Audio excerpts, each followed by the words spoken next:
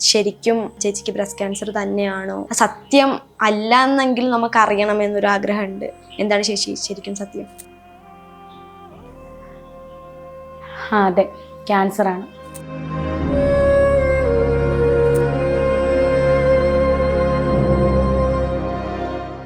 സത്യം പറഞ്ഞാൽ ഞാനിങ്ങനെ വന്ന് കരയണ്ട എന്നോർത്ത് തന്നെയാണ് ഞാൻ നിങ്ങളെ വിളിച്ചു വരുത്തിയതും. ഇത്രയും ദിവസം എന്നെ സ്നേഹിക്കുന്നവരുടെ അടുത്തുനിന്ന് ഞാനിത് മറച്ചു വെച്ച് ഇത് പറയാൻ സമയമായി എന്ന് തോന്നി. അതുകൊണ്ടാണ് ഞാനിപ്പോൾ പറഞ്ഞത്.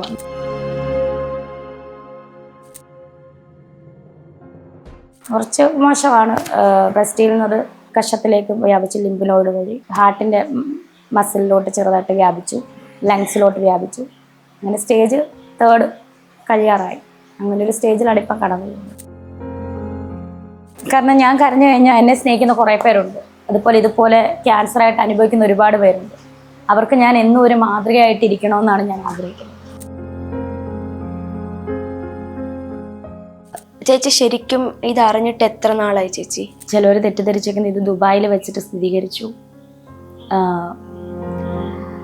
സ്ഥിരീകരിച്ചിട്ട് അവിടെ വെച്ച് ക്യാൻസർ ആണെന്ന് അറിഞ്ഞു. അങ്ങനെയൊന്നുമില്ല, അങ്ങനെയൊരു സംഭവമേ അല്ല ഇത്. സത്യം പറഞ്ഞാൽ ഇത് ഞാൻ ഇങ്ങനെ ഒരു ബ്രസ്റ്റിലൊരു മുഴ എൻ്റെ ശ്രദ്ധയിൽപ്പെട്ടത് എനിക്ക് 15 വയസ്സുള്ളപ്പോഴാണ്.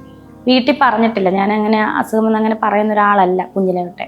അപ്പം നമ്മുടെ കോട്ടയം മെഡിക്കൽ കോളേജിൽ തന്നെ കൊണ്ട് ഡോക്ടർ അന്ന് അത് ഒരു 15-16 വർഷം മുന്നത്തെ കാര്യമാണ്. നേരം എൻ്റെ അടുത്ത് ഡോക്ടർ പറഞ്ഞത് ഇതിങ്ങനെ വെക്കരുത്, ഇപ്പം ഇതിന് വലിയ പ്രശ്നമില്ല, അത് ഫ്യൂച്ചറിൽ ക്യാൻസർ ആകും. അപ്പം ആ സമയത്ത് എനിക്ക് മറ്റൊരു ഓപ്പറേഷൻ കഴിഞ്ഞിട്ട് നിൽക്കുക. വേറൊന്നുമല്ല, അപ്പൻഡിസൈറ്റിസിൻ്റെ ഓപ്പറേഷൻ. അപ്പോൾ അതിച്ചിരി പെയിൻഫുള്ളായിരുന്നു. അതുപോലെ നട്ടലിന് ഇഞ്ചക്ഷനൊക്കെ എടുത്തിട്ടായിരുന്നു ചെയ്തത്. അപ്പം ഞാൻ ആ ഒരു പേടി മൂലം ഞാനിത് വീട്ടിൽ പറഞ്ഞില്ല. സുധിച്ചേട്ടൻ്റെ മരണശേഷം കുറേ നാളുകൾക്ക് ശേഷം നമ്മൾ നമുക്കറിയാം ബ്രസ്റ്റ് ക്യാൻസർ, ഈ ഒരു മുഴ വരുമ്പോൾ നമുക്ക് ബ്രസ്റ്റിന് ആകൃതിയിലൊക്കെ വ്യത്യാസം വരും. അപ്പോൾ അത് എൻ്റെ ശ്രദ്ധയിൽപ്പെട്ടായിരുന്നു. അങ്ങനെ സ്കാൻ ചെയ്തിട്ട് ഡോക്ടറിന് ഡൗട്ടായി. അങ്ങനെ മാമോഗ്രാമിലൂടെ സംശയം തോന്നി ഡോക്ടറെ വീണ്ടും വിളിപ്പിച്ചു. ബയോപ്സി എടുത്ത റിസൾട്ടും ഞാൻ ഒറ്റയ്ക്കാണ് ചെന്ന് മേടിക്കുന്നത്. അപ്പോൾ എന്നോട് പറഞ്ഞു ക്യാൻസർ ആണെന്ന് പറഞ്ഞു. നമ്മുടെ ശത്രുക്കൾക്ക് പോലും ഇങ്ങനൊരവസ്ഥ നമുക്കറിയാം. അതിൻ്റെ ബുദ്ധിമുട്ടും വിഷമങ്ങളും ഒക്കെ നമുക്കറിയാം. അപ്പോൾ അതെല്ലാം കൂടെ എൻ്റെ തലയിലോട്ട് വന്നിട്ട് ഞാൻ ഒന്നും മിണ്ടിയില്ല. ആ റിസൾട്ട് വീട്ടിൽ കൊണ്ട് ഞാൻ ഭദ്രമായിട്ട് വെച്ച് ഒരു മനുഷ്യനോടും പറഞ്ഞില്ല. കരിഷ്മ അറിയാം, മാനേജർ, എൻ്റെ ചേച്ചിയോട് പോലും പറഞ്ഞില്ല. കാരണം അവരൊക്കെ വിഷമിക്കും. കരിഷ്മയോട് പറഞ്ഞത് തന്നെ കരിഷ്മ എന്നോട് ചോദിച്ച് എന്താടി നീ എന്താ, അവൾക്ക് നമ്മുടെ ഒരു സംസാരം വ്യത്യാസമായി അവൾക്ക് അറിയാൻ പറ്റും. ഞാൻ പറഞ്ഞ പോലെ ഒരു സംഭവം ഉണ്ട്. അവൾ ഞെട്ടിപ്പോയി. ഇപ്പം ഞാൻ ആരോടും പറഞ്ഞു, കുറേ നാൾക്ക് മുന്നേ ആണിത്. ആരോടും പറഞ്ഞില്ല, വീട്ടിലും പറഞ്ഞില്ല, ആരോടും പറഞ്ഞില്ല. അങ്ങനെ കുറച്ച് ദിവസം ഇങ്ങനെ മുന്നോട്ട് കൊണ്ടുപോയി ഷൂട്ടും കാര്യങ്ങളൊക്കെ ചെയ്തു. കരിഷ്മ അറിഞ്ഞതിന് ശേഷം ചേച്ചി അറിഞ്ഞു. ചേച്ചിയോട് പറഞ്ഞു കരിഷ്മ. അപ്പം എന്നെ ആശുപത്രിയിൽ കൊണ്ടുപോയി. നമ്മുടെ കോട്ടയം മെഡിക്കൽ കോളേജിലാണ് കൊണ്ടുപോയി പെറ്റ് സ്കാൻ എടുത്തിട്ട്. അവിടുത്തെ ഡോക്ടർ വീണ്ടും കുറേ പരിശോധനകൾ, പതോളജിയും അതുപോലെ ബയോപ്സിയും, വീണ്ടും MRI വിത്ത് മാമോഗ്രാം, അതുപോലെ ഒരുപാട് ശരീരത്തിൽ ഒരുപാട് സ്കാനിങ്ങുകളും കാര്യങ്ങളൊക്കെ ചെയ്തിട്ട് അവരുടെ ഇതിൽ, അതായത് മുന്നമേ നമ്മൾ അറിഞ്ഞെങ്കിലും പ്രൈവറ്റ് ആശുപത്രിയിലാണ് അറിഞ്ഞത്. പക്ഷേ മെഡിക്കൽ കോളേജുകാർക്ക് അവർ വീണ്ടും പരിശോധിക്കും. ഇതെന്താണെന്ന് അറിയണ്ടേ, ഇതെന്താണ് എങ്ങനെയാണെന്ന് അവർ വീണ്ടും പരിശോധിച്ച് കഴിഞ്ഞിട്ടാണ് അവർ ക്യാൻസർ ആണെന്ന് മെഡിക്കൽ കോളേജുകാരും കൂടെ സ്ഥിരീകരിച്ചു.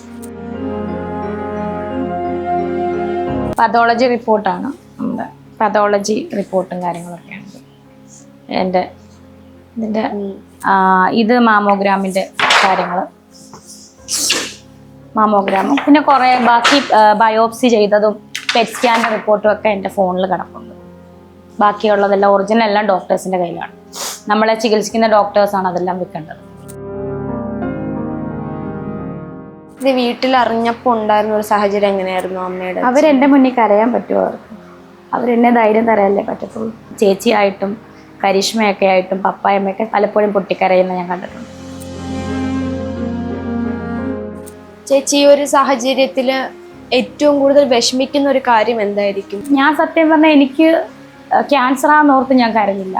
കിച്ചു വലുതായി ഋതപ്പനെ ഓർത്തിട്ടാണ് സത്യം പറഞ്ഞാൽ എനിക്ക് ഭയങ്കര വിഷമമായിരുന്നു. ദൈവമേ, എനിക്കും കൂടെ എന്തെങ്കിലും വന്നു കഴിഞ്ഞാൽ അവന് കുഞ്ഞല്ലേ, അവൻ എന്ത് ചെയ്യും?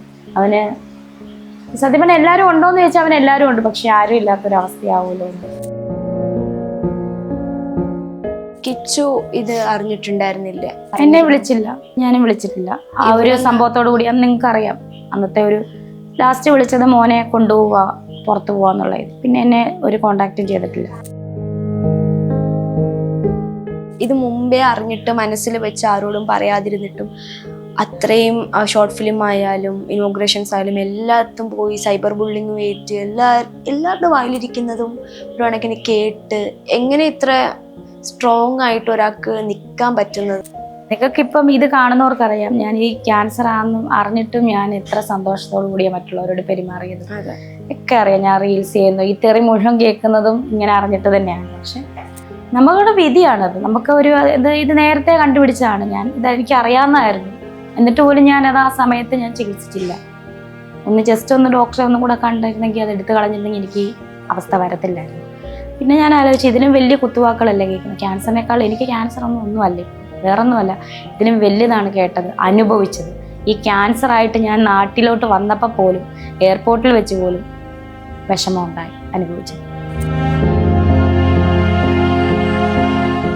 ചേച്ചി, ഈ ഒരു 34 വയസ്സിൽ അനുഭവിക്കുന്ന കാര്യങ്ങളൊന്നും ചെറുതല്ല. സൈബർ ബുള്ളിങ് ആയാലും ഭർത്താവിൻ്റെ മരണമായാലും ഇപ്പോഴത്തെ ക്യാൻസർ എന്നൊരു വലിയ രോഗമായാലും ശരിക്കും ദൈവത്തോട് എന്താ ചേച്ചിക്ക് ചോദിക്കാനുള്ളത്? എനിക്ക് വരാനുള്ള ആശ്രയം ദൈവം തരാനുള്ളത് എനിക്ക് ദൈവം തന്നത് തന്നെയാണ്. നമുക്ക് നന്മ തരുന്നതും ദോഷം തരുന്ന എല്ലാം ദൈവം. എനിക്ക് ദോഷമായിട്ട് ഞാൻ ദൈവം തന്ന സന്തോഷത്തോടു കൂടി നമ്മൾ ആ രോഗം.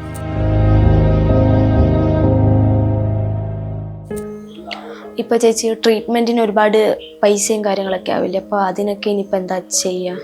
ഞാൻ സത്യം പറഞ്ഞാൽ ഇതൊക്കെ അറിഞ്ഞിട്ടും ഈ സബ്സ്ക്രിപ്ഷൻ്റെ ഒക്കെ ചീത്ത കേട്ടിട്ടും ഞാൻ മുന്നോട്ട് വന്നത്. നമുക്ക് ആവശ്യങ്ങളുണ്ട്. ഈ ആവശ്യങ്ങളൊക്കെ അറിഞ്ഞിട്ട് തന്നെയാണ് ഞാൻ ഈ തെറി കേട്ടിട്ട് ഇതൊന്നും കളയാതെ. ഇത് അറിഞ്ഞിട്ട് തന്നെയാണോ സബ്സ്ക്രിപ്ഷനൊക്കെ തുടങ്ങിയത്? ഇത് നേരത്തെ ഞാൻ പറഞ്ഞ കുറേ നാൾ മുന്നേ അറിഞ്ഞ കാര്യമാണ്. ഈ മുഴ ഉള്ളത് ഞാൻ നിങ്ങളുടെ അടുത്ത് പറഞ്ഞല്ലോ. പിന്നെ കുറേ നാളുകൾക്ക് ശേഷമാണ് ഞാൻ ഈ പ്രൈവറ്റ് ആശുപത്രി പോയതും ഇതൊക്കെ അറിഞ്ഞതിന് ശേഷവും സബ്സ്ക്രിപ്ഷൻ ഞാൻ ചെയ്തുകൊണ്ട് വന്നു. ചേച്ചി, എനിക്ക് ശരിക്കും ചേച്ചിനോട് ഈ നിമിഷത്തിൽ സത്യം പറഞ്ഞാൽ പറയാൻ പാടില്ല. പക്ഷെ എനിക്കിപ്പോഴേ പറയാൻ പറ്റുള്ളൂ. ഇല്ലെങ്കിൽ പിന്നെ എനിക്ക് എൻ്റെ മനസ്സിലൊരു ഇതായി. ചേച്ചി എപ്പോഴും കിച്ചുവിനെ പോലെയായിരുന്നു എന്നെ കണ്ടിട്ടുണ്ടാവുക. എനിക്ക് എൻ്റെ അടുത്ത് പറഞ്ഞിട്ടുമുണ്ട്. അതപ്പം ചേച്ചി റിയലി എന്തെങ്കിലും ഞാൻ മാനസികമായിട്ട് എന്തെങ്കിലും എൻ്റെ ചോദ്യങ്ങൾ വിഷമിപ്പിച്ചിട്ടുണ്ടെങ്കിൽ സോറി. അങ്ങനൊന്നും ഇല്ല, സ്ഥാനത്ത് തന്നെ അന്ന് കെട്ടിപ്പിടിച്ചോട്ടെ.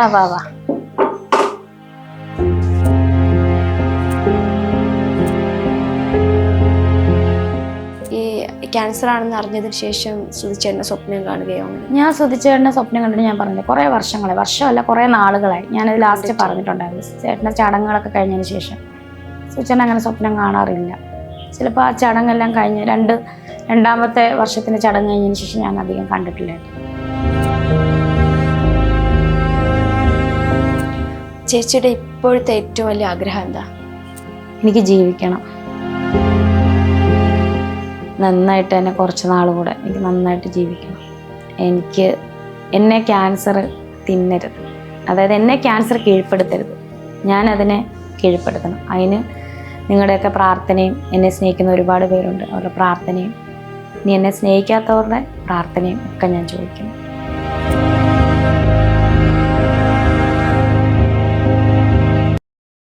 ഹായ്, ഹലോ, എല്ലാവർക്കും നമസ്കാരം. മെയിൻ സ്ട്രീമിൻ്റെ മറ്റൊരു എപ്പിസോഡിലേക്ക് ഏവർക്കും സ്വാഗതം. എൻ്റെ കൂടെ ഇന്നുള്ളത് ഒബ്വിയസ്ലി രേണുസുതി തന്നെയാണ്. പെട്ടെന്നൊരു സാഹചര്യത്തിൽ പെട്ടെന്നൊരു കോൾ വരാണ്, കുറച്ച് കാര്യങ്ങൾ പറയാനുണ്ട്, ഇങ്ങോട്ട് വീട്ടിലേക്ക് വരണം എന്ന്. എറണാകുളത്ത് നിന്ന് ഞങ്ങൾ ഇതുവരെ എത്തി.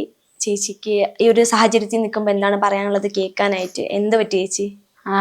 അതെ, എനിക്ക് കുറച്ച് ദിവസമായി ഇങ്ങനെ കുറച്ച് കാര്യങ്ങൾ എനിക്ക് എൻ്റെ പ്രേക്ഷകരുടെ അടുത്ത് പറയണമെന്നുണ്ടായിരുന്നു. അപ്പോൾ കുറേ അഭ്യൂഹങ്ങളും കാര്യങ്ങളൊക്കെ ഉണ്ടോ ഇല്ല, അല്ലെങ്കിൽ ശരിയാണോ തെറ്റാണോ എന്നൊക്കെ പറഞ്ഞ് കുറേ പേര്, ഞാനത് ലാസ്റ്റ് ഇൻ്റർവ്യൂവിൽ നിങ്ങളുടെ അടുത്ത് സംസാരിച്ചിട്ടുണ്ടായിരുന്നു. അപ്പം എൻ്റെ കുറച്ച് പ്രേക്ഷകരുണ്ട്, അപ്പം അവരോട് എനിക്കത് പറയാൻ സമയമായി എന്ന് തോന്നി. അതുകൊണ്ടാണ് ഞാൻ നിങ്ങളെ വിളിച്ചതും നിങ്ങൾ വന്നത്. ചേച്ചിയുടെ അങ്ങനെ ഒരു കോള് വന്നപ്പോൾ തന്നെ മനസ്സിലുള്ളതൊക്കെ ഒരുപാട് ഗോസിപ്പുകളായിരുന്നു, നമുക്കറിയാവുന്ന കാര്യങ്ങൾ. അപ്പം അതൊന്നും സത്യമാകരുന്നേ എന്നൊരു പ്രാർത്ഥനയിലായിരുന്നു ഈ നിമിഷം വരെ ഇവിടെ എത്തിയിട്ടുണ്ടായിരുന്നത്. അതായത് ഞാൻ അന്ന് നമ്മൾ ലാസ്റ്റ് ഇൻ്റർവ്യൂ എടുത്തപ്പോൾ ഞാൻ പറഞ്ഞു, പറയാൻ എന്തെങ്കിലും ഉണ്ടെങ്കിൽ എനിക്കെന്തെങ്കിലും, മറ്റുള്ളവർ പറഞ്ഞല്ല അത് അറിയേണ്ടത്, എനിക്കെന്തെങ്കിലും പറയാനുണ്ടെങ്കിൽ അത് ഞാൻ നിങ്ങളോട് വന്ന് പറയും എന്നാണ് ഞാൻ പറഞ്ഞത്. അപ്പം അത് സമയമായി പറയാൻ എന്ന് എനിക്ക് തോന്നി. ഇപ്പോൾ ചേച്ചി ഇപ്പം എല്ലാവർക്കും ചോദിക്കാനുള്ള ചോദ്യം, എല്ലാവരും പറയുന്ന കാര്യം, ശരിക്കും ചേച്ചിക്ക് ബ്രസ്റ്റ് ക്യാൻസർ തന്നെയാണോ, അത് റിയൽ ആണോ, ചേച്ചിയുടെ വാ കൊണ്ട് തന്നെ കേൾക്കണം, അല്ലെങ്കിൽ സത്യം അല്ല എന്നെങ്കിൽ നമുക്ക് അറിയണം എന്നൊരു ആഗ്രഹമുണ്ട്. എന്താണ് ചേച്ചി ശരിക്കും സത്യം? അതെ, ക്യാൻസറാണ്. എനിക്കിത് സത്യം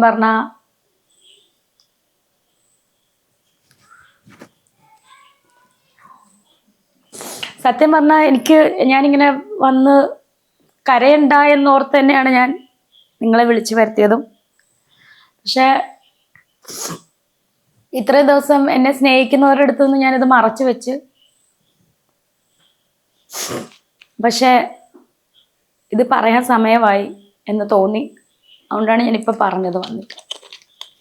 ചേച്ചി ശരിക്കും ഈ ഒരു കാര്യം ഇങ്ങനെ കേട്ടപ്പോൾ ശരിക്കും സത്യമാവല്ലേ എന്ന് ഞാൻ ഒരുപാട് പ്രാർത്ഥിച്ചു. കാര്യം നമ്മൾ ഓൾമോസ്റ്റ് എല്ലാ ഇന്റർവ്യൂ എടുക്കുമ്പോഴും കണ്ടന്റിന് വേണ്ടിയിട്ട് ഞാൻ ഒരുപാട് ക്വസ്റ്റ്യൻസ് ചേച്ചിയുടെ അടുത്ത് ചോദിച്ചിട്ടുണ്ട്. ലൈക്ക് ചേച്ചി അങ്ങനെയാണ്, ചേച്ചി ഇങ്ങനെയാണ്, ഇങ്ങനെ നടക്കുകയാണ്, ഒരുപാട് ക്വസ്റ്റ്യൻസ് ഞാൻ ചോദിച്ചിട്ടുണ്ട്. നമ്മൾ തമ്മിൽ വാക്ക് തർക്കം ഉണ്ടായിട്ടുണ്ട്. അപ്പോഴും ആ ഇന്റർവ്യൂ ഒക്കെ കഴിഞ്ഞതിന് ശേഷവും ചേച്ചി എപ്പോഴും ഒരു അനിയത്തിയുടെ സ്ഥാനം, അനിയത്തി ആ ഇന്റർവ്യൂ കഴിഞ്ഞിട്ടും എനിക്ക് ഫുഡ് വാരി തന്നിട്ടായിരിക്കും ചിലപ്പോൾ പോകുന്നത്. അത്രയും സ്നേഹത്തോടെ മാത്രമായിരിക്കും ചേച്ചി എൻ്റെ അടുത്ത് അപ്രോച്ച് ചെയ്തിട്ടുണ്ടാവും. അപ്പോൾ അപ്പോഴൊന്നും ഞാൻ ഇങ്ങനൊരു സിറ്റുവേഷൻ വരുന്നു പോലും ഞാൻ മനസ്സിൽ പോലും വിചാരിച്ചിട്ടില്ല. കണ്ടന്റിന് വേണ്ടി നമ്മൾ പലതും ചെയ്യുന്നു, ആ ഒരു കാര്യം കഴിയുന്നു, അപ്പോഴും പഴയ പോലെ സ്നേഹം നിൽക്കുന്നു. പക്ഷെ ഈ ഒരു ഗോസിപ്പ് കേട്ടപ്പോൾ പോലും അങ്ങനെയൊന്നും ഉണ്ടാവല്ലേ, ഒരു മനുഷ്യനും അങ്ങനൊന്നും വരല്ലേ എന്നായിരുന്നു ഞാൻ പ്രാർത്ഥിച്ചിരുന്നത്. പക്ഷെ പെട്ടെന്ന് ഇത് കേട്ടപ്പോൾ, അതും ചേച്ചിയുടെ വായിൽ നിന്ന് തന്നെ അങ്ങനെ കേട്ടപ്പോൾ സത്യം. കാരണം ഒരുപാട് പേര് ഇതിനെപ്പറ്റി അറിയാനും എന്നാ ഒരിക്കലും ഇത് സത്യമാകരുതേ എന്ന് എന്നെ സ്നേഹിക്കുന്ന ഒരുപാട് പേര് പ്രാർത്ഥിച്ചിട്ട് തന്നെയാണ് ഇപ്പോഴും ഈ നിമിഷം വരെ ഇരിക്കുന്നത്. പക്ഷെ ഇത് ഞാൻ ഇനി അവരോട് പറഞ്ഞില്ലെങ്കിൽ അത് എന്നെ സ്നേഹിക്കുന്നവരോട് ചെയ്യുന്ന ചതിയായിരിക്കും. ചേച്ചി എനിക്ക് ശരിക്കും ചേച്ചിനോട് ഈ നിമിഷത്തിൽ സത്യം പറഞ്ഞാൽ പറയാൻ പാടില്ല. പക്ഷെ എനിക്കിപ്പോഴേ പറയാൻ പറ്റുള്ളൂ. ഇല്ലെങ്കിൽ പിന്നെ എനിക്ക് എൻ്റെ മനസ്സിലൊരു ഇതായി. ചേച്ചി എപ്പോഴും കിച്ചുവിനെ പോലെയായിരുന്നു എന്നെ കണ്ടിട്ടുണ്ടാവുക. എനിക്ക് എൻ്റെ അടുത്ത് പറഞ്ഞിട്ടുമുണ്ട്. അതപ്പം ചേച്ചി റിയലി എന്തെങ്കിലും ഞാൻ മാനസികമായിട്ട് എന്തെങ്കിലും എൻ്റെ ചോദ്യങ്ങൾ വിഷമിപ്പിച്ചിട്ടുണ്ടെങ്കിൽ സോറി. അങ്ങനൊന്നും ഇല്ല, സ്ഥാനത്ത് തന്നെ അന്ന് കെട്ടിപ്പിടിച്ചോട്ടെ.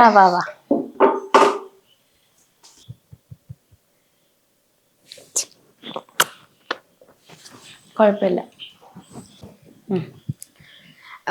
ചേച്ചി ശരിക്കും ഇത് അറിഞ്ഞിട്ട് എത്ര നാളായി ചേച്ചി? ഇത് പറയാനാണെങ്കിൽ പല തെറ്റിദ്ധാരണകളും പലർക്കും ഉണ്ട്. നിങ്ങൾക്കറിയാം, നിങ്ങളെല്ലാം കണ്ടതുപോലെ കേട്ടതുപോലെ ചിലർ തെറ്റിദ്ധരിച്ചിരിക്കുന്നത് ഇത് ദുബായിൽ വെച്ചിട്ട്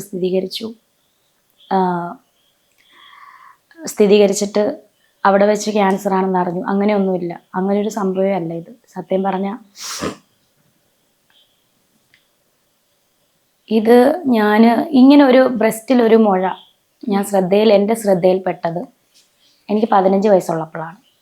ഇങ്ങനൊരു മുഴ, ഞാൻ എപ്പോഴും ക്യാൻസർ ആണെന്നല്ല പറയുന്നത്, ഒരു മുഴ, ആ മുഴയാണ് ഇപ്പം ക്യാൻസർ ആയിരിക്കുന്നത്. അപ്പം 15ാമത്തെ വയസ്സിൽ ഞാനിത് നമ്മൾ കുളിക്കുമ്പോഴൊക്കെ നമ്മൾ ശരീരം കാണുമ്പോൾ നമ്മളിത് ശ്രദ്ധയിൽപ്പെട്ടായിരുന്നു.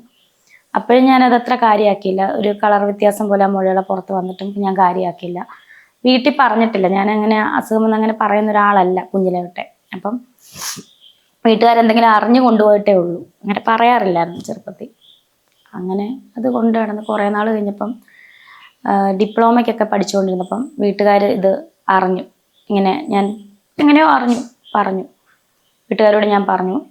അങ്ങനെ ഒരു മുഴയുള്ള കാര്യം പറഞ്ഞു. അന്നേരം തന്നെ അവർ ഹോസ്പിറ്റലിൽ തന്നെ കൊണ്ടുപോയി. നമ്മുടെ കോട്ടയം മെഡിക്കൽ കോളേജിൽ തന്നെ കൊണ്ടുപോയി. അവിടെ അന്നത്തെ എൻ്റെ ഒരു ഫ്രണ്ടിൻ്റെ ഫാദറിൻ്റെ ഫ്രണ്ടായിരുന്നു അവിടുത്തെ ഡോക്ടർ. അപ്പം അദ്ദേഹത്തിനെ ചെന്ന് കാണിക്കാൻ പറഞ്ഞു. അങ്ങനെ ഞാൻ ചെന്ന് കണ്ടു. ഡോക്ടർ അന്ന് അത് ഒരു 15-16 വർഷം മുന്നത്തെ കാര്യമാണ്. അന്നിത് ബയോപ്സിയൊക്കെ ചെയ്തെടുത്തായിരുന്നു. അന്നേരം എൻ്റെ അടുത്ത് ഡോക്ടർ പറഞ്ഞത്, ഇതിങ്ങനെ വെക്കരുത്, ഇപ്പം ഇതിന് വലിയ പ്രശ്നമില്ല, പക്ഷേ ഫ്യൂച്ചറിൽ ക്യാൻസർ ആകും എന്നോട് പറഞ്ഞായിരുന്നു. അപ്പം ആ സമയത്ത് എനിക്ക് മറ്റൊരു ഓപ്പറേഷൻ കഴിഞ്ഞിട്ട് നിൽക്കുക. വേറൊന്നുമല്ല, അപ്പൻഡിസൈറ്റിസിൻ്റെ ഓപ്പറേഷൻ. അപ്പം അതിച്ചിരി പെയിൻഫുള്ളായിരുന്നു. അതുപോലെ നട്ടലിന് ഇഞ്ചക്ഷനൊക്കെ എടുത്തിട്ടായിരുന്നു ചെയ്തത്. അപ്പം ഞാൻ ആ ഒരു പേടി മൂലം ഞാനിത് വീട്ടിൽ പറഞ്ഞില്ല. അത് എടുത്ത് കളയണമെന്നുള്ള കാര്യം വീട്ടിൽ പറഞ്ഞില്ല. കാരണം എനിക്ക് ഈ ഇഞ്ചക്ഷന് മനസ്സിന് ഭയങ്കര കട്ടിയെന്ന് എല്ലാവരും പറയും, സത്യമാണ്. ഇത്രയും ക്യാൻസർ അറിഞ്ഞിട്ട് പോലും ഞാൻ റീൽസ് ചെയ്തു. മറ്റുള്ളവരെ അറിയിക്കാതിരിക്കാൻ ഞാൻ ഒരുപാട് റീൽസുകളിലൂടെ ഒക്കെ സന്തോഷിച്ചു ഞാൻ കാണിച്ചു തന്നു. അപ്പോൾ അതൊക്കെ എൻ്റെ മനസ്സിൻ്റെ കട്ടി കൊണ്ട് തന്നെയാണ്. ഇത്രയും ഒരു ക്യാൻസർ അറിഞ്ഞിട്ട് ഞാൻ അങ്ങനെയൊക്കെ പെരുമാറിയെങ്കിൽ അതെൻ്റെ മനസ്സിൻ്റെ കട്ടി തന്നെയാണ്. പക്ഷേ ദേഹത്തൊരു സൂചി കുത്തി എനിക്ക് പേടിയെപ്പോഴും, ഇപ്പോഴും എനിക്ക് പേടിയാണത്, സൂചി കുത്തുന്നതൊക്കെ. അപ്പം അത് ആ ഒരു പേടി മൂലം ഞാനന്ന് വീട്ടിൽ പറഞ്ഞില്ല. ഇങ്ങനെ ഇവർ കൊണ്ടുപോയി അത് കീറിക്കളയും അല്ലെങ്കിൽ ഓപ്പറേഷൻ ചെയ്യുമെന്ന് ഓർത്തിട്ട് ഞാൻ പറഞ്ഞില്ലായിരുന്നു. അത് പറയാതെ കൊണ്ട് നടന്നു. അതിന് കുറേ നാൾ കഴിഞ്ഞ്, അതായത് സുധിച്ചേട്ടൻ്റെ മരണശേഷം കുറേ നാളുകൾക്ക് ശേഷം നമ്മൾ ഈ ഒരു നമുക്കറിയാം ബ്രസ്റ്റ് ക്യാൻസർ, ഈ ഒരു മുഴ വരുമ്പോൾ നമുക്ക് ബ്രസ്റ്റിന് ആകൃതിയിലൊക്കെ വ്യത്യാസം വരും. അപ്പം അത് എൻ്റെ ശ്രദ്ധയിൽപ്പെട്ടായിരുന്നു. നമ്മൾ ഡ്രസ്സുകളൊക്കെ ഇടുമ്പോൾ നമുക്കത് മനസ്സിലാവുന്നതുകൊണ്ട് നമ്മളത് ഡോക്ടറിനോട് ചോദിച്ചാൽ എന്തെങ്കിലും പ്രതിവിധി ഉണ്ടോ. അപ്പം അദ്ദേഹം പറഞ്ഞു ഇതെന്താ ഇവിടെ ഒരു പരിശോധിച്ചപ്പം എന്തോ ഒരു സംശയം തോന്നി അദ്ദേഹത്തിന്. അപ്പം അദ്ദേഹം പറഞ്ഞു പെട്ടെന്ന് ഒരു സ്കാൻ എടുക്കണമെന്ന് പറഞ്ഞു. അങ്ങനെ സ്കാൻ ചെയ്തപ്പം എന്തോ ഒരു ഡൗട്ട്. അപ്പോഴും ഡോക്ടറിൻ്റെ അടുത്ത് പറഞ്ഞു രേണു ഒരു ചെറിയ ഡൗട്ട് ഉണ്ടല്ലോ. അപ്പം ഞാൻ പറഞ്ഞു എന്താ സാറേ? അപ്പോഴും ഇന്ന പോലെ ഒരു ഡൗട്ടുണ്ട് ഞങ്ങൾക്ക്. ഞാൻ എപ്പോഴും സാറേ അങ്ങനെ എന്തെങ്കിലും ഉണ്ടെങ്കിൽ തന്നെ വീട്ടുകാരോടൊന്നും പറയല്ലേ, എന്നോട് മാത്രം. കാരണം ഞാൻ ഒറ്റയ്ക്കാണ് പോയത്, എൻ്റെ ഞാനും പോയത്. ആങ്ങളെ ആശുപത്രി കയറി വന്നില്ല, കാറിലിരുന്ന് ഞാനാണ് ചെന്നത് സംസാരിക്കുന്നത് ഡോക്ടറിനോട്. അങ്ങനെ സ്കാൻ ചെയ്തിട്ട് ഡോക്ടറിന് ഡൗട്ടായി. അതിനുശേഷം മാമോഗ്രാം, നമുക്കറിയാം നമ്മൾ സ്ത്രീകൾ എല്ലാ പ്രാവശ്യവും ഒരു 30 കഴിഞ്ഞ സ്ത്രീകൾ മാമോഗ്രാം ടെസ്റ്റ് ചെയ്യണം. കാരണം ഞാൻ എപ്പോഴും പറയുന്ന പോലെ നമുക്ക് വേദനയില്ലാത്ത മുഴകൾ വന്നാൽ ഇത് ക്യാൻസർ ആകാൻ ചാൻസ് ഉണ്ട്. നമ്മളത് ശ്രദ്ധിക്കുക. എനിക്ക് പറ്റിപ്പോയത് അതാണ്. കാരണം നമ്മളിത് നേരത്തെ ഈ വേദനയില്ലാത്ത മുഴയായതുകൊണ്ടാണ് ഞാൻ അധികം ഇതിനെപ്പറ്റി ചിന്തിക്കാതിരുന്നത്. അങ്ങനെ മാമോഗ്രാമിലൂടെ സംശയം തോന്നി ഡോക്ടറെ വീണ്ടും വിളിപ്പിച്ചു. ബയോപ്സി എടുത്ത റിസൾട്ടും ഞാൻ ഒറ്റയ്ക്കാണ് ചെന്ന് മേടിക്കുന്നത്. അപ്പം എന്നോട് പറഞ്ഞു ക്യാൻസർ ആണെന്ന് പറഞ്ഞു. മുഖത്ത് നോക്കി പറഞ്ഞ വേറൊന്നും കൊണ്ടല്ല, ഡോക്ടർ എൻ്റെ ധൈര്യം, രേണുസുധിക്ക് നല്ല ധൈര്യമുള്ള ആളല്ലേ. അപ്പം ഞാൻ ചിന്തിച്ച്, ഞാൻ ആ ഒറ്റ നിമിഷത്തിൽ കേട്ടപ്പം എന്തോ ഒരു വല്ലാത്തൊരു അവസ്ഥയായിപ്പോയി. അത് ആരാണേലും അങ്ങനെ ഒരു അവസ്ഥ, ആർക്കും നമ്മുടെ ശത്രുക്കൾക്ക് പോലും ഇങ്ങനൊരു അവസ്ഥ. ഞാൻ ഇനി കരയാൻ പറ്റുന്നില്ല. കാരണം അതുപോലെ ഞാൻ അവിടെ ഇരുന്ന് പോയി. കരയാൻ പോലുള്ള ഇല്ല, വരുത്തരുതെന്നാണ് പ്രാർത്ഥിക്കുന്നത്. അപ്പം നമ്മളത് നമ്മുടെ കുടുംബത്തിലൊക്കെ ആർക്കെങ്കിലും അങ്ങനെ ഉണ്ടായവർക്ക് അറിയാം അതിൻ്റെ അവസ്ഥ. അതുകൊണ്ട് ഞാൻ അതിനെപ്പറ്റി നമുക്ക് ഡീറ്റെയിൽ ആയിട്ട് ഞാൻ പറയുന്നില്ല. എൻ്റെ പപ്പാടെ അനിയനും അങ്ങനെ ആണ് ലോകത്തിൽ നിന്ന് പോയത്. അപ്പം അത് വേറെ ക്യാൻസർ ആയിരുന്നു. നമുക്കറിയാം അതിൻ്റെ ബുദ്ധിമുട്ടും വിഷമങ്ങളും ഒക്കെ നമുക്കറിയാം. അപ്പം അതെല്ലാം കൂടെ എൻ്റെ തലയിലോട്ട് വന്നിട്ട് ഞാൻ ഒന്നും മിണ്ടിയില്ല. ആ റിസൾട്ട് വീട്ടിൽ കൊണ്ട് 2-3 ദിവസം ഭദ്രമായിട്ട് വെച്ച് ഒരു മനുഷ്യനോടും പറഞ്ഞില്ല. പക്ഷെ കരീഷ്മ അറിയാം, മാനേജർ, എൻ്റെ ചേച്ചിയോട് പോലും പറഞ്ഞില്ല. കാരണം അവരൊക്കെ വിഷമിക്കും. കരിഷ്മയോട് പറഞ്ഞത് തന്നെ, കരിഷ്മ എന്നോട് ചോദിച്ച് എന്താടി നീ എന്താ, അവൾക്ക് നമ്മുടെ ഒരു സംസാരം വ്യത്യാസമായി അവൾക്ക് അറിയാൻ പറ്റും. ഞാൻ പറഞ്ഞ പോലെ ഒരു സംഭവം ഉണ്ട്. അവൾ ഞെട്ടിപ്പോയി. അവൾ പറഞ്ഞു, ഞാനപ്പോൾ അവളോട് പറഞ്ഞിടി ആരോടും പറയണ്ട. അപ്പോൾ അവൾ എനിക്ക് ധൈര്യം തന്ന് നിനക്കൊന്നും സംഭവിക്കത്തില്ല, നമുക്ക് ചികിത്സിക്കണം. അപ്പോൾ ഞാൻ ആരോടും പറഞ്ഞു, കുറേ നാൾക്ക് മുന്നേ ആണിത്. ഞാൻ ആരോടും പറഞ്ഞില്ല, വീട്ടിലും പറഞ്ഞില്ല, ആരോടും പറഞ്ഞില്ല. അങ്ങനെ കുറച്ച് ദിവസം ഇങ്ങനെ മുന്നോട്ട് കൊണ്ടുപോയി, ഷൂട്ടും കാര്യങ്ങളൊക്കെ ചെയ്തു. അത് കഴിഞ്ഞതിന് ശേഷം കരീഷ്മ തന്നെയാണ് എൻ്റെ ചേച്ചിയോടും, പിന്നെ ഞാൻ എൻ്റെ കുറച്ച് സുഹൃത്തുക്കൾ, എനിക്ക് അടുത്ത കുറച്ച് സുഹൃത്തുക്കളുണ്ട്, നല്ല സുഹൃത്തുക്കൾ. അവരുടെ പേര് പറയുമ്പോൾ ഒരുപാട് പേരുണ്ട്, 5-8 പേരെങ്കിലും ഉണ്ട്. അതുകൊണ്ട് അവരുടെ നല്ല ആൾക്കാരാണ് കേട്ടോ. ശരിക്കും പറഞ്ഞാൽ കരീഷ്മ അറിഞ്ഞതിന് ശേഷം ചേച്ചി അറിഞ്ഞു, ചേച്ചിയോട് പറഞ്ഞു കരീഷ്മ. അവൾ നല്ല ധൈര്യം തന്നു കേട്ടോ. ആദ്യം കരീഷ്മ ഒരുപാട് നല്ല ധൈര്യം തന്നു, മുന്നോട്ട് നമ്മൾ ജീവിക്കണം, പോകണം, ഞങ്ങളൊക്കെ ഉണ്ടെന്ന് പറഞ്ഞു തന്നു. അതിനുശേഷം കുറച്ച് സുഹൃത്തുക്കൾ അറിഞ്ഞു, എൻ്റെ വീട്ടിലറിഞ്ഞു. എന്നെ നേരെ പെറ്റ് സ്കാൻ എടുക്കാൻ വേണ്ടിയിട്ട് പരിമല ഹോസ്പിറ്റലിൽ പോയി, പ്രൈവറ്റ് ആശുപത്രി. അവിടെ നിന്നാണ് ഇത് ലീക്കായിട്ട്, വ്ളോഗർ, നിങ്ങൾക്കറിയാലോ, ഞാൻ അവരുടെ പേര് പറയുന്നില്ല, പറയാൻ ആഗ്രഹിക്കുന്നില്ല. കാരണം ഒരസുഖം ആണേലും അല്ലേലും ഇങ്ങനെ കൊട്ടിഘോഷിച്ച് ആഘോഷിച്ച് പറയുന്നവരോട് എനിക്കൊന്നും പറയാനില്ല. എനിക്ക് ആരോടും ശത്രുതയില്ല. കാരണം എനിക്ക് വരാനുള്ള അസുഖം ദൈവം തരാനുള്ളത്, എനിക്ക് ദൈവം തന്നത് തന്നെയാണ്. നമുക്ക് നന്മ തരുന്നതും ദോഷം തരുന്ന എല്ലാം ദൈവം. എനിക്ക് ദോഷമായിട്ട് ഞാൻ ദൈവം തന്ന സന്തോഷത്തോടു കൂടി നമ്മൾ ആ രോഗം, ഞാൻ പറഞ്ഞില്ലേ, ഇത് ഇപ്പോഴെങ്ങും വന്നല്ല, കുറേ വർഷം മുന്നേ ഈ ഒരു മുഴ വന്നതാണ്. പക്ഷെ അതിന് വേദനയില്ലാത്ത മുഴ ആയതുകൊണ്ട് ഞാൻ അധികം ചിന്തിക്കാനേ പോയില്ല. ക്യാൻസർ എന്ന് പറയുന്ന വേദനയില്ലാത്ത മുഴകളാണെന്ന് ഇപ്പോൾ എനിക്ക് മനസ്സിലായി, ഡോക്ടർ പറഞ്ഞു. അപ്പോൾ അങ്ങനെ പെറ്റ് സ്കാൻ എടുത്തപ്പോൾ അവിടെ നിന്ന് അത് ഔട്ടായി. പക്ഷെ ഞാൻ എന്നിട്ടും ഒന്നും മിണ്ടിയില്ല. എൻ്റെ കൂടെ കുറച്ച് സുഹൃത്തുക്കൾ, കരീഷ്മ, എൻ്റെ വീട്ടുകാർ, എൻ്റെ ചേച്ചി, ഫാമിലി, എൻ്റെ പപ്പ, അമ്മ, ഫാമിലി, ഇത്രയും പേർക്ക് അറിയത്തുള്ളായിരുന്നു. കുറച്ച് പേർക്ക്, വിരലിലെണ്ണാണ് കുറച്ച് സുഹൃത്തുക്കൾ. എനിക്ക് കുറച്ച് ഷൂട്ട് വീട്ടുകാരറിഞ്ഞാൽ ഒന്നേരെ ഷൂട്ടൊന്നും നടക്കത്തില്ല. എനിക്ക് ചികിത്സയ്ക്ക് എന്തായാലും പൈസയും കാര്യങ്ങളൊക്കെ ആവശ്യമാണ്.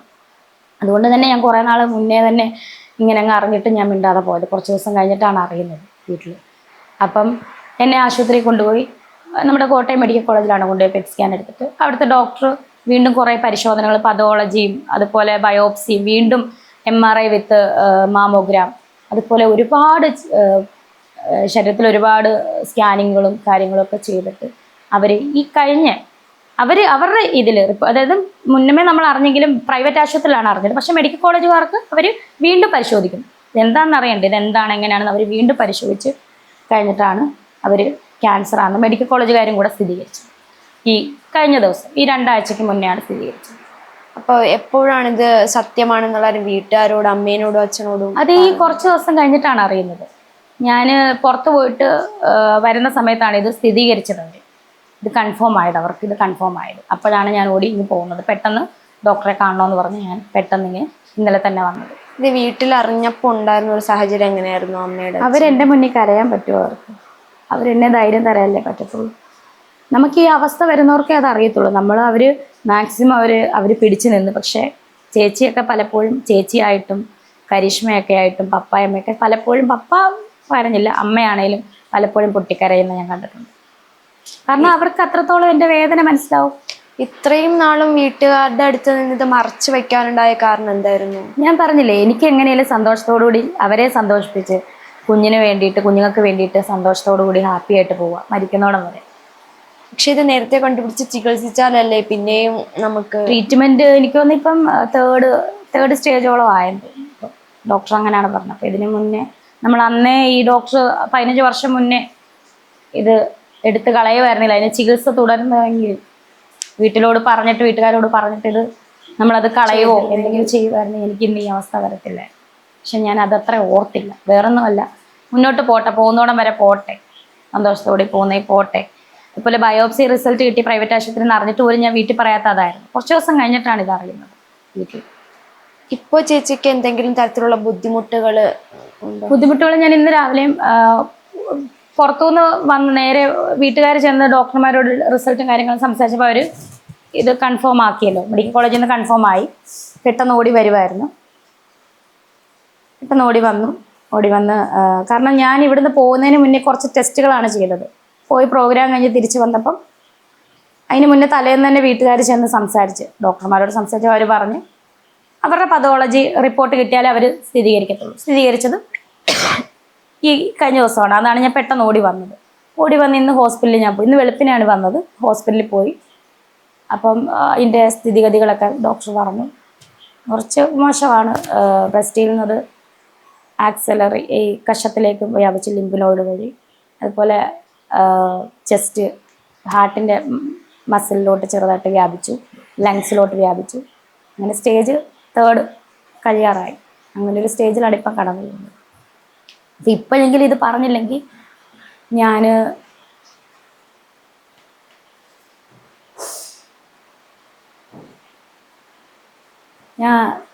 കാരണം ഞാൻ കരഞ്ഞു കഴിഞ്ഞാൽ എന്നെ സ്നേഹിക്കുന്ന കുറേ പേരുണ്ട്. ഇതുപോലെ ക്യാൻസറായിട്ട് അനുഭവിക്കുന്ന ഒരുപാട് പേരുണ്ട്. അവർക്ക് ഞാൻ എന്നും ഒരു മാതൃകയായിട്ടിരിക്കണമെന്നാണ് ഞാൻ ആഗ്രഹിക്കുന്നത്. അപ്പം കീമോതെറാപ്പി സ്റ്റാർട്ട് ചെയ്യണമെന്ന് പറഞ്ഞു. നിങ്ങൾക്കറിയാം കീമോ എന്താണെന്നും ഞാൻ അതിനെപ്പറ്റി ഒന്നും പറയുന്നില്ല. കീമോതെറാപ്പി സ്റ്റാർട്ട് ചെയ്യുമ്പോൾ അതിൻ്റെ അനുഭവങ്ങളും വേദനകളും ഒക്കെ നമ്മൾ ചിലവർക്കെങ്കിലും മറ്റുള്ളവർ അനുഭവിച്ചെങ്കിൽ, നമ്മുടെ പ്രിയപ്പെട്ടവർ അനുഭവിച്ച് നമ്മൾ കണ്ടിട്ടുണ്ടായിരിക്കും, അറിയാം. അപ്പം അത് സ്റ്റാർട്ട് ചെയ്യണമെന്ന് ഡോക്ടർ ഉടനെ പറഞ്ഞു. അതുപോലെ പല ട്രീറ്റ്മെൻറ്റുകളും അവർ വിശദീകരിച്ച് തന്നു. അപ്പം അതിനൊക്കെ ഞാൻ വിധേയമാകണം. അപ്പം നിങ്ങൾക്കറിയാലോ, കുഞ്ഞു കൊച്ചാണുള്ളത്. ഞാനൊന്നും ആയിട്ടില്ല. എന്നെ ഒരുപാട് ശത്രുക്കളുണ്ടെന്നാണ് എൻ്റെ വിചാരം. ഞാനൊന്നും ചെയ്തിട്ടില്ലെങ്കിലും എന്നെ ചീത്ത പറയാനും അവൾക്ക് അങ്ങനെ വേണം, ചത്തൊടുങ്ങട്ടെ എന്നൊക്കെ ഒരുപാട് പേര് കമൻസ്, ഇതിലും വരുമായിരിക്കും കമൻസ്. അങ്ങനെയുള്ളവരെ, ഇനി ഈ രോഗം അറിഞ്ഞിട്ടും എന്നെ കുറ്റപ്പെടുത്തുന്നവരെ എനിക്കൊന്നും പറയാനില്ല. എനിക്ക് സ്നേഹിക്കുന്ന കുറേ പേരുണ്ട്. അവരുടെയൊക്കെ പ്രാർത്ഥന മാത്രമേ ഞാൻ ചോദിക്കുന്നുള്ളൂ. ചേച്ചി, ഈ ഒരു സാഹചര്യത്തിൽ ഏറ്റവും കൂടുതൽ വിഷമിക്കുന്ന ഒരു കാര്യം എന്തായിരിക്കും? എനിക്ക് എന്തെങ്കിലും പറ്റിപ്പോയാൽ എൻ്റെ മകൻ എന്ത് ചെയ്യും? കുഞ്ഞിൻ്റെ കാര്യം ഓർത്തിട്ടാണോ? ഞാൻ സത്യം പറഞ്ഞാൽ എനിക്ക് ക്യാൻസറാന്ന് ഓർത്ത് ഞാൻ കരഞ്ഞില്ല. പക്ഷെ എൻ്റെ കുഞ്ഞ്, നിങ്ങൾക്കറിയാമല്ലോ, കിച്ചു വലുതായി. ഋതപ്പനെ ഓർത്തിട്ടാണ് സത്യം പറഞ്ഞാൽ എനിക്ക് ഭയങ്കര വിഷമായിരുന്നു. ദൈവമേ, എനിക്കും കൂടെ എന്തേലും വന്നു കഴിഞ്ഞാൽ അവന് കുഞ്ഞല്ലേ, അവൻ എന്ത് ചെയ്യും? അവന് സത്യം പറഞ്ഞാൽ എല്ലാവരും ഉണ്ടോയെന്ന് ചോദിച്ചാൽ അവൻ എല്ലാവരും ഉണ്ട്, പക്ഷെ ആരും ഇല്ലാത്തൊരവസ്ഥയാവുമല്ലോ എന്ന് വെച്ചിട്ട് എനിക്ക് എന്നാ ഞാൻ പറയേണ്ടത്. ഈ ഋതപ്പനെ കാര്യങ്ങൾ അറിയോ എന്തെങ്കിലും? ഋതപ്പനോട് ഞാൻ പറഞ്ഞ് ചെറിയ ഉവാവുണ്ട് പ്രാർത്ഥിക്കണേന്ന് പറഞ്ഞപ്പോൾ അവൻ ഇവിടെ പ്രാർത്ഥിച്ച് ഇങ്ങനെ തൊട്ടിട്ട് അമ്മയുടെ ഉവാവ് മാറണേന്ന് പ്രാർത്ഥിച്ചു. പക്ഷേ എനിക്കിപ്പോഴും ധൈര്യം ഉണ്ടോയെന്ന് ചോദിച്ചാൽ ധൈര്യമുണ്ട്. പക്ഷെ കീമോ ഒക്കെ തുടങ്ങുമ്പോഴത്തേന് കുറേ ബുദ്ധിമുട്ടുകളും കാര്യങ്ങളും നിങ്ങൾ എല്ലാവർക്കും ഇപ്പം മുടിയൊക്കെ കൊഴിഞ്ഞു പോകാൻ ചാൻസ് ഉണ്ട്. അതൊക്കെ കാണുമ്പോൾ ആൾക്കാർ ചോദിക്കത്തില്ല എന്ത് പറ്റി ചെയ്യണമെന്ന്. സത്യം പറഞ്ഞാൽ അതുകൊണ്ട് മാത്രമാണ് ഞാൻ ഈ നിങ്ങളെ എന്നെ വിളിച്ച്, എന്നെ സ്നേഹിക്കുന്ന ഒരുപാട് പേരുണ്ട്. ദൈവമേ ഇങ്ങനെ ആകരുതേ എന്ന് പറഞ്ഞവരുണ്ട്. രേണുസുതിക്ക് അങ്ങനെ വരില്ലേ. എന്നിട്ടും ഈ വ്ളോഗർ ഇത് പുറത്ത് വിട്ടിട്ട് പോലും അതിൻ്റെ അടിയിൽ വരുന്ന കമൻറ്റ് അവൾ അടവാണ്. കാരണം ഞാനല്ല അത് പുറത്ത് വിട്ടത്, എന്നിട്ട് പോലും അവളുടെ അടവാണ് എന്നാണ് പറഞ്ഞത്. റിപ്പോർട്ടുകളുണ്ട്, കുറച്ച് റിപ്പോർട്ടുകളുണ്ട്. ബാക്കി മെഡിക്കൽ കോളേജിലെ ഡോക്ടേഴ്സിന്റെ ഉറപ്പായിട്ടും ഇപ്പോൾ ഇത് പറയുമ്പോൾ പോലും പലരും കാണുമ്പോൾ പറയുന്നത് ഉറപ്പായിട്ടും സ്ക്രിപ്റ്റ് ആണ്, കണ്ടന്റിന് വേണ്ടിയാണെന്ന് പറയുന്നവരോട് ഒന്ന് റിപ്പോർട്ട് കാണിച്ച്. ഇത് പതോളജി റിപ്പോർട്ടാണ്, നമ്മുടെ പതോളജി റിപ്പോർട്ടും കാര്യങ്ങളൊക്കെയാണ്. ഇതിൻ്റെ കോപ്പിയും കാര്യങ്ങളൊക്കെ ഉണ്ടല്ലാതെ. പിന്നെ ഇത് ബാക്കി റിസൾട്ടും കാര്യങ്ങളൊക്കെ എൻ്റെ ഫോണിൽ കിടപ്പുണ്ട്, ഞാനത് കാണിക്കാം. ഇത് മാമോഗ്രാമിൻ്റെ കാര്യങ്ങൾ, മാമോഗ്രാമും പിന്നെ കുറേ ബാക്കി ബയോപ്സി ചെയ്തതും പെറ്റ് സ്കാൻ്റെ റിപ്പോർട്ടും ഒക്കെ എൻ്റെ ഫോണിൽ കിടപ്പുണ്ട്. ബാക്കിയുള്ളതെല്ലാം ഒറിജിനൽ എല്ലാം ഡോക്ടേഴ്സിൻ്റെ കയ്യിലാണ്. നമ്മളെ ചികിത്സിക്കുന്ന ഡോക്ടേഴ്സാണ് അതെല്ലാം വെക്കേണ്ടത്, ബയോപ്സിയുടെ റിസൾട്ടും കാര്യങ്ങളെല്ലാം. ഇപ്പോൾ നമ്മുടെ സുധിച്ചേട്ടൻ പോയി ആ ഒരു കാര്യം റിക്കവർ ആയി വരുന്ന ആ സമയത്ത് തന്നെ വീണ്ടും അടുത്തൊരു പരീക്ഷണം കൂടിയാണ് ദൈവം തന്നത്, ക്യാൻസർ എന്നത്. അപ്പം അതിനെ എങ്ങനെയാ ചേച്ചി തരണം ചെയ്യുന്നത്? ഞാൻ നിങ്ങൾക്കിപ്പം ഇത് കാണുന്നവർക്കറിയാം ഞാൻ ഈ ക്യാൻസർ ആണെന്നും അറിഞ്ഞിട്ടും ഞാൻ എത്ര സന്തോഷത്തോടു കൂടിയാണ് മറ്റുള്ളവരോട് പെരുമാറിയത് ഒക്കെ അറിയാം. ഞാൻ റീൽസ് ചെയ്യുന്നു, ഈ തെറി മുഴുവൻ കേൾക്കുന്നതും ഇങ്ങനെ അറിഞ്ഞിട്ട് തന്നെയാണ്. പക്ഷെ ഇതിലും വലിയ കുത്തുവാക്കുകൾ ഞാൻ ഓർക്കുന്ന, ക്യാൻസർ എന്ന രോഗം വന്നത് നമ്മളാരും ഒന്നും ചെയ്തിട്ട് വരുന്ന ഒരുപാട് കുഞ്ഞു പിള്ളേർക്ക് വരെ വരുന്നില്ല ഈ രോഗം. നമ്മൾ ആരെങ്കിലും എന്തെങ്കിലും ചെയ്തിട്ടാണോ, കുഞ്ഞുങ്ങൾ എന്തെങ്കിലും ചെയ്തിട്ടല്ല, നമ്മളുടെ വിധിയാണത്. നമുക്ക് ഇത് നേരത്തെ കണ്ടുപിടിച്ചതാണ്. ഇതെനിക്ക് അറിയാവുന്നതായിരുന്നു, എന്നിട്ട് പോലും ഞാനത് ആ സമയത്ത് ഞാൻ ചികിത്സിച്ചില്ല. ജസ്റ്റ് ഒന്ന് ഡോക്ടറെ ഒന്നും കൂടെ കണ്ടിരുന്നെങ്കിൽ, അത് എടുത്ത് കളഞ്ഞിരുന്നെങ്കിൽ എനിക്ക് ഈ അവസ്ഥ വരത്തില്ലായിരുന്നു. പിന്നെ ഞാൻ ആലോചിച്ചു, ഇതിലും വലിയ കുത്തുവാക്കളല്ലേ കേൾക്കുന്നത്. ക്യാൻസറിനേക്കാൾ എനിക്ക് ക്യാൻസർ ഒന്നുമല്ല, ഇപ്പം വേറൊന്നുമല്ല, ഇതിലും വലിയതാണ് കേട്ടത്, അനുഭവിച്ചത്. ഈ ക്യാൻസറായിട്ട് ഞാൻ നാട്ടിലോട്ട് വന്നപ്പോൾ പോലും, എയർപോർട്ടിൽ വെച്ച് പോലും വിഷമം ഉണ്ടായി അനുഭവിച്ചത്. കിച്ചു ഇത് അറിഞ്ഞിട്ടുണ്ടായിരുന്നില്ലേ? പറഞ്ഞോ എന്തെങ്കിലും? എന്നെ വിളിച്ചില്ല, ഞാനും വിളിച്ചിട്ടില്ല. ആ ഒരു സംഭവത്തോടു കൂടി അന്ന് നിങ്ങൾക്ക് അറിയാം, അന്നത്തെ ഒരു ലാസ്റ്റ് വിളിച്ചത് മോനെ കൊണ്ടുപോവുക, പുറത്തു പോവാന്നുള്ളത്. പിന്നെ എന്നെ ഒരു കോണ്ടാക്റ്റും ചെയ്തിട്ടില്ല. ഒരു കാര്യം അറിഞ്ഞിട്ടും എനിക്കറിയില്ല, അറിഞ്ഞു കാണുമോ അറിയാത്ത. ഇന്നാണ് ഞാനിപ്പോൾ ഇത് നിങ്ങളോടാണ് പറയുന്നത്, പ്രേക്ഷകരോട്. ഞാൻ പറഞ്ഞു എൻ്റെ കുറച്ച് സുഹൃത്തുക്കൾക്കും എൻ്റെ മാനേജർക്കും എൻ്റെ വീട്ടുകാർക്കും എൻ്റെ കസിൻസിനും മാത്രം അറിയാവുന്ന കാര്യമാണ്. പിന്നെ ഈ സോഷ്യൽ മീഡിയയിൽ കൂടെ പറഞ്ഞിട്ടുണ്ടല്ലോ, അപ്പോൾ അതാണോ അല്ലയോ എന്ന് പോലും എന്നെ ആരും വിളിച്ചു ചോദിച്ചില്ല അവിടുന്ന്. ശരിക്കും എനിക്കിപ്പോഴും ഇത് മുമ്പേ അറിഞ്ഞിട്ട് മനസ്സിൽ വെച്ച് ആരോടും പറയാതിരുന്നിട്ടും അത്രയും ഷോർട്ട് ഫിലിം ആയാലും ഇനോഗ്രേഷൻസ് ആയാലും എല്ലാത്തും പോയി സൈബർ ബുള്ളിങ് ഏറ്റ് എല്ലാവരുടെ വായിലിരിക്കുന്നതും ഒരു കണക്കിന് കേട്ട് എങ്ങനെ ഇത്ര സ്ട്രോങ് ആയിട്ട് ഒരാൾക്ക് നിൽക്കാൻ പറ്റുന്നത്? ഞാൻ പറഞ്ഞില്ല, നമ്മുടെ ലൈഫിൽ ഓരോ അവസ്ഥ വരുമ്പോഴാണ്. ഞാനിപ്പോൾ അതിന് മുന്നേ കുറേ പേരെ ഇങ്ങനെ ചിന്തിച്ച്, ഇത് വന്നിട്ട് ഒരുപാട് പേര് സ്ട്രഗിൾ ചെയ്തിട്ട് മുന്നോട്ട് വരുന്ന ഒരുപാട് സെലിബ്രിറ്റികളിൽ തന്നെ ഒരുപാട് പേരുണ്ട്. ഞാൻ പേര് പറയുന്നത് നിങ്ങൾക്കൊക്കെ അറിയാം. ആ മാമിനെയൊക്കെ നമ്മൾ ഓർക്കുമ്പോൾ തന്നെ സത്യമായിട്ട് അവരൊക്കെ സ്ട്രഗിൾ ചെയ്ത് മുന്നോട്ട് വന്നവരാണ്. അപ്പം അവരൊക്കെ നമ്മുടെ ജീവിതത്തിൽ അപ്പം മാതൃകയായി നമ്മൾ മുന്നോട്ട് പോകണം. പക്ഷെ പലപ്പോഴും തളർന്നു പോകുന്നുണ്ട്. ഇപ്പം ഉടനെ കീമോ ഒക്കെ സ്റ്റാർട്ട് ചെയ്യും, കീമോ തെറാപ്പി. അപ്പം നമ്മൾ പലപ്പോഴും അവസ്ഥ വളരെ മോശമായിരിക്കും. കാരണം എനിക്ക് ആരോഗ്യസ്ഥിതിയൊക്കെ വളരെ മോശമാണ്. എൻ്റെ ഇപ്പോഴേ ഹെയർ ഫോൾസ് ഒക്കെ ഉണ്ടാകാം. അതൊക്കെ ആലോചിക്കാൻ നമുക്ക് ശരിയാണ്. പക്ഷെ മുന്നോട്ട് നമുക്ക് ജീവിക്കണം എന്നൊരൊറ്റ ചിന്തയാണ് എന്നെ ഇപ്പം നയിക്കുന്നത്. ചേച്ചി ഇപ്പോൾ ഇത് മുന്നേ അറിഞ്ഞപ്പോൾ ചേച്ചിക്ക് അത് ചികിത്സിച്ച് എന്തെങ്കിലും ചെയ്യാമായിരുന്നില്ല? അപ്പോൾ ഇത്രയും മുന്നോട്ടത് വരില്ലായിരുന്നു. അത് ഓപ്പറേഷൻ ചെയ്ത ആ മുഴ ഞാൻ പറഞ്ഞില്ലേ വർഷങ്ങൾക്ക് മുന്നേ മുഴ ഉള്ളതാ. അത് അന്ന് ഡോക്ടർ പറഞ്ഞപ്പോൾ ഈ മുഴ റിമൂവ് ചെയ്ത് കളഞ്ഞിരുന്നെങ്കിൽ ഈ അവസ്ഥ വരും. ഞാനത് എല്ലാവരോടും പറയുന്നത്, ഗേൾസ് ആണ് ആരാണെങ്കിലും വേദനയില്ലാത്ത മുഴകളൊക്കെ ഉണ്ടെങ്കിൽ അത് ശ്രദ്ധിക്കുക. നിങ്ങൾ ഹോസ്പിറ്റലിൽ സമയത്തിന് തന്നെ കാണിക്കുക. വേദനയില്ലെന്ന് ഓർത്ത് നമ്മൾ ഒരിക്കലും വെച്ചോണ്ടിരിക്കരുത്, മൈൻഡ് ചെയ്യാതിരിക്കരുത്. കാരണം വേദനയില്ലാതെ കാർന്ന് നമ്മളെ തിന്നുകൊണ്ടിരിക്കുന്ന ഒരു അസുഖമാണ് ക്യാൻസർ. നമ്മൾ ശ്രദ്ധിക്കുക, എന്നെപ്പോലെ വരരുത് അവസ്ഥ. ഈ ക്യാൻസർ എന്ന് കേൾക്കുമ്പോൾ നമ്മളെല്ലാവരും ഒന്ന് നോക്കുന്നത് RCC ഹോസ്പിറ്റലിലാണ്. അപ്പോൾ എന്താണ് അവിടെ ചികിത്സ? നമുക്ക് അടുത്ത് മെഡിക്കൽ കോളേജാണ്. പിന്നെ എന്തുകൊണ്ടും ഞാൻ മെഡിക്കൽ കോളേജിൽ പോയത് വേറൊന്നും കൊണ്ടല്ല, പ്രൈവറ്റ് ആശുപത്രിയിൽ നിന്നാണ് ഇത് ലീക്കായത്. എൻ്റെ പെറ്റ് സ്കാനും കാര്യങ്ങളും നിങ്ങൾ അറിയുന്നു, പ്രൈവറ്റ് ആശുപത്രി. അപ്പം ഞാൻ പിന്നെ അവിടെ കാണിച്ചില്ല തുടർ ചികിത്സ. എനിക്ക് മെഡിക്കൽ കോളേജിലെ ഡോക്ടേഴ്സിനെ വിശ്വാസമാണ്. ഞാൻ ഡോക്ടേഴ്സിനെ എല്ലാം പൊതുവായിട്ട് ദൈവത്തെ പോലാണ് കാണുന്നത്. ഇപ്പം എന്നെ നോക്കുന്ന ഡോക്ടേഴ്സിനെ ഞാൻ ദൈവതുല്യമായിട്ട് കാണുന്നു. എനിക്ക് അവരുടെ വിശ്വാസമുണ്ട്, എന്നെ രക്ഷിച്ചെടുക്കുമെന്ന് എനിക്ക് ഉറപ്പുണ്ട്. അതുകൊണ്ട് തന്നെയാണ് ഞാൻ മെഡിക്കൽ കോളേജിൽ കാണിച്ചത്. ഈ ക്യാൻസർ ആണെന്ന് അറിഞ്ഞതിന് ശേഷം സുധിച്ചേട്ടനെ സ്വപ്നം കാണുകയോ? ഞാൻ സുധിച്ചേട്ടനെ സ്വപ്നം കണ്ടിട്ട് ഞാൻ പറഞ്ഞില്ല, കുറേ വർഷമല്ല കുറേ നാളുകളായി. ഞാനത് ലാസ്റ്റ് പറഞ്ഞിട്ടുണ്ടായിരുന്നു. ചേട്ടൻ്റെ ചടങ്ങുകളൊക്കെ കഴിഞ്ഞതിന് ശേഷം സുധിച്ചേട്ടൻ അങ്ങനെ സ്വപ്നം കാണാറില്ല. ചിലപ്പോൾ ആ ചടങ്ങെല്ലാം കഴിഞ്ഞ് രണ്ടാമത്തെ വർഷത്തിൻ്റെ ചടങ്ങ് കഴിഞ്ഞതിന് ശേഷം ഞാൻ അധികം കണ്ടിട്ടില്ല ഏട്ടനെ, സ്വപ്നം കണ്ടിട്ടില്ല. ഓർക്കാറുണ്ട്, എന്നും ഓർക്കും. ഇതറിഞ്ഞതിന് ശേഷം ഒരുപാട് കൂടുതൽ സമയം ഓർക്കാറുണ്ട് ചേട്ടനെ.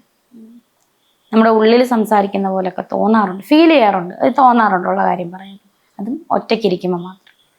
അല്ലാതെ ഞാൻ സ്വപ്നമൊന്നും കാണാറില്ല. നമ്മൾ കള്ളം പറഞ്ഞൊന്നും നേടാനില്ല, നമുക്ക് സ്വപ്നം കണ്ടിട്ടില്ല.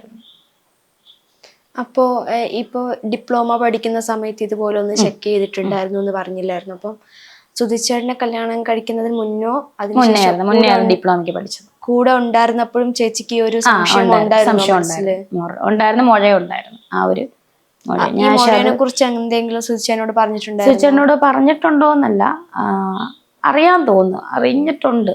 പക്ഷെ ഞാനിത് നേരത്തെ പരിശോധിച്ചാണ്, കുഴപ്പമൊന്നുമില്ല എന്നുള്ള രീതിയിൽ അങ്ങ് മുന്നോട്ട് പോകുമായിരുന്നു. കുഴപ്പമൊന്നും ഇല്ലായിരുന്നല്ലോ അന്ന്.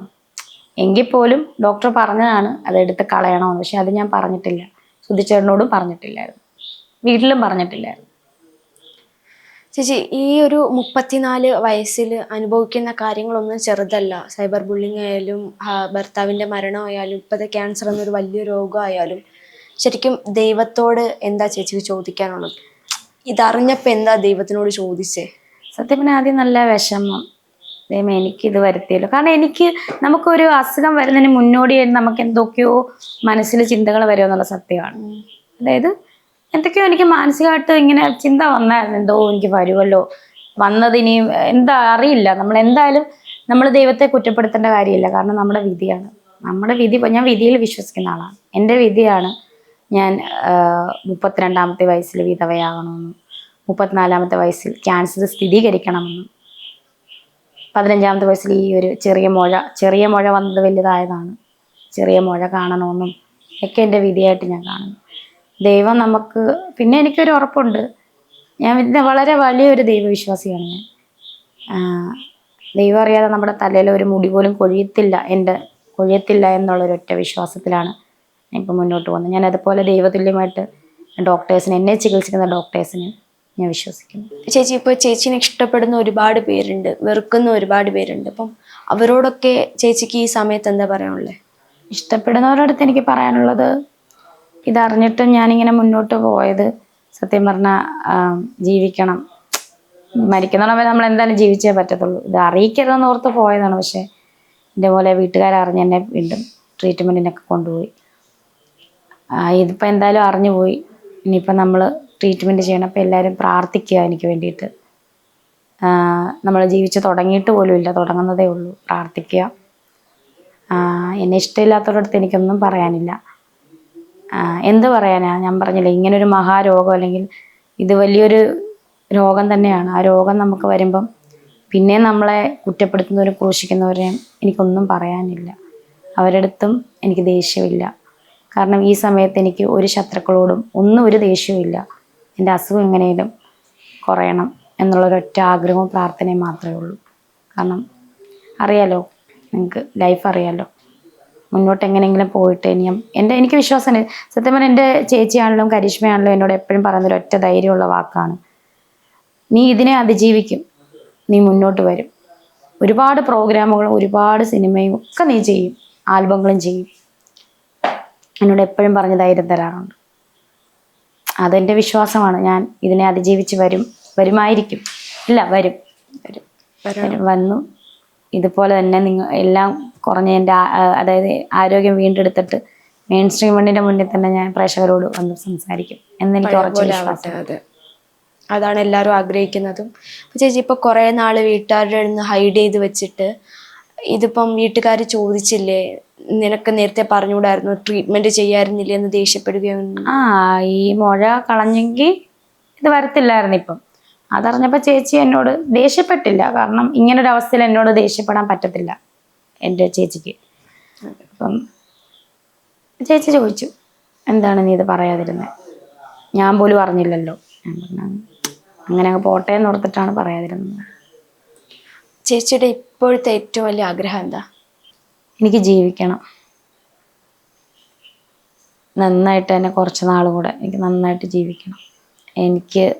എന്നെ ക്യാൻസർ തിന്നരുത്, അതായത് എന്നെ ക്യാൻസർ കീഴ്പ്പെടുത്തരുത്, ഞാൻ അതിനെ കീഴ്പ്പെടുത്തണം. അതിന് നിങ്ങളുടെയൊക്കെ പ്രാർത്ഥനയും, എന്നെ സ്നേഹിക്കുന്ന ഒരുപാട് പേരുണ്ട്, അവരുടെ പ്രാർത്ഥനയും ഇനി എന്നെ സ്നേഹിക്കാത്തവരുടെ പ്രാർത്ഥനയും ഒക്കെ ഞാൻ ചോദിക്കുന്നു. ഇപ്പൊ ചേച്ചി ട്രീറ്റ്മെന്റിന് ഒരുപാട് പൈസയും കാര്യങ്ങളൊക്കെ ആവില്ലേ, അപ്പൊ അതിനൊക്കെ ഇനിയിപ്പോ എന്താ ചെയ്യാ? ഞാൻ സത്യം പറഞ്ഞാൽ ഇതൊക്കെ അറിഞ്ഞിട്ടും ഈ സബ്സ്ക്രിപ്ഷൻ്റെ ഒക്കെ ചീത്ത കേട്ടിട്ടും ഞാൻ മുന്നോട്ട് വന്നത്, നമുക്ക് ആവശ്യങ്ങളുണ്ട്. ഈ ആവശ്യങ്ങളൊക്കെ അറിഞ്ഞിട്ട് തന്നെയാണ് ഞാൻ ഈ തെറി കേട്ടിട്ട് ഇതൊന്നും കളയാതെ. ഇത് അറിഞ്ഞിട്ട് തന്നെയാണോ സബ്സ്ക്രിപ്ഷൻ ഒക്കെ തുടങ്ങിയത്? ഇത് നേരത്തെ ഞാൻ പറഞ്ഞ കുറേ നാൾ മുന്നേ അറിഞ്ഞ കാര്യമാണ്. ഈ മുഴ ഉള്ളത് ഞാൻ നിങ്ങളുടെ അടുത്ത് പറഞ്ഞല്ലോ. പിന്നെ കുറേ നാളുകൾക്ക് ശേഷമാണ് ഞാൻ ഈ പ്രൈവറ്റ് ആശുപത്രി പോയതും ഇതൊക്കെ അറിഞ്ഞതിന് ശേഷവും സബ്സ്ക്രിപ്ഷൻ ഞാൻ ചെയ്തുകൊണ്ട് വന്നു. അറിഞ്ഞതിന് ശേഷം തന്നെയാണ്. അപ്പോഴൊന്നും ഉള്ളിലൊരു പേടി ഉണ്ടായിരുന്നില്ലേ? പേടി നമുക്ക് എന്തായാലും ഇത് ആവശ്യം വരും, ട്രീറ്റ്മെന്റ് എന്തെങ്കിലും ആവശ്യം വരുമല്ലോ. ഇപ്പോൾ വീട്ടുകാരെന്ന് എത്ര നാൾ അവരെ മറച്ചു വെക്കും, എന്നാലും ആവശ്യം വരും. നമുക്കാരും അപ്പം ഒന്നും കൊണ്ട് തരാനില്ല, അതായത് എന്നും ഒന്നും നമുക്കൊന്നും തരാനില്ല. പിന്നെ അതുകൊണ്ട് നമുക്ക് കിട്ടുന്ന വരുമാനം സബ്സ്ക്രിപ്ഷൻ വരുമാനമാണ്. അതുപോലെ യൂട്യൂബ് ചാനൽ മുന്നോട്ട് കൊണ്ടുപോകാനൊക്കെ ഞാൻ ആഗ്രഹിക്കുന്നത്, അതൊരു വരുമാനമാണ്. പിന്നെ നമ്മുടെ ആൽബങ്ങളും കാര്യങ്ങളൊക്കെ ചെയ്തങ്ങ് പോകാമെന്ന് വെച്ച്. ഇനി മുന്നോട്ടുള്ള പ്ലാൻ എന്തൊക്കെയാണ് ചേച്ചിയുടെ? ട്രീറ്റ്മെന്റ് ചെയ്യണം, ബാക്കിയൊക്കെ ദൈവത്തിൻ്റെ കയ്യിലല്ലേ. എന്തായാലും ചേച്ചീനെ സ്നേഹിക്കുന്ന എല്ലാവരുടെയും ആഗ്രഹവും ചേച്ചി ഇനി ഒരുപാട് നാൾ മെയിൻ സ്ട്രീമിൽ തന്നെ നിന്ന് എപ്പോഴും മുൻനിര തന്നെ നിന്ന് നമുക്കൊക്കെ കാണണം. അതിപ്പം നെഗറ്റീവ് ആണെങ്കിൽ പോലും കാണാനും പറയാനും ഒരാളുണ്ട്. എന്നും എപ്പോഴും രാവിലെ എണീക്കുമ്പോൾ കാണുന്ന മുഖം ചേച്ചിയുടേതാണ്, ഇൻസ്റ്റാഗ്രാം തുറന്ന ചേച്ചിയാണ്. അപ്പോൾ ഇനിയും അതുപോലെ തന്നെ കാണണം എന്നാണ് എല്ലാവരുടെയും ആഗ്രഹം. എല്ലാവരുടെ പ്രാർത്ഥനയും ചേച്ചിയുടെ ഒപ്പം തന്നെ ഉണ്ടാവും. അപ്പം ഈ ഒരു കാര്യം ഓർത്ത് ചേച്ചി തളരുകയോ, ഈ ഒരു ശരിക്കും ഏറ്റവും ബോൾഡായിട്ടുള്ള ഗേള് ചേച്ചിയാണെന്ന് എനിക്ക് തോന്നുന്നുണ്ട്. സൈബർ ബുള്ളിങ് ഏറ്റിട്ട് എന്നോട് ഒരുപാട് പേര് പറയും ചേച്ചി സമ്മതിക്കണം. അപ്പൊ ഞാൻ കരഞ്ഞ് തളർന്നു കഴിഞ്ഞാൽ എന്നെ മാതൃകയാക്കിയേക്കുന്ന കുറച്ച് പേരുണ്ട്, എന്നെ പോലെ ദുഃഖം അനുഭവിക്കുന്നവരൊക്കെ. അവർ ഡൗൺ ആവും. അപ്പൊ അവർ ഡൗൺ ആകാൻ പാടില്ല. ഞാൻ ഇങ്ങനെ തന്നെ പോകും മുന്നോട്ട്.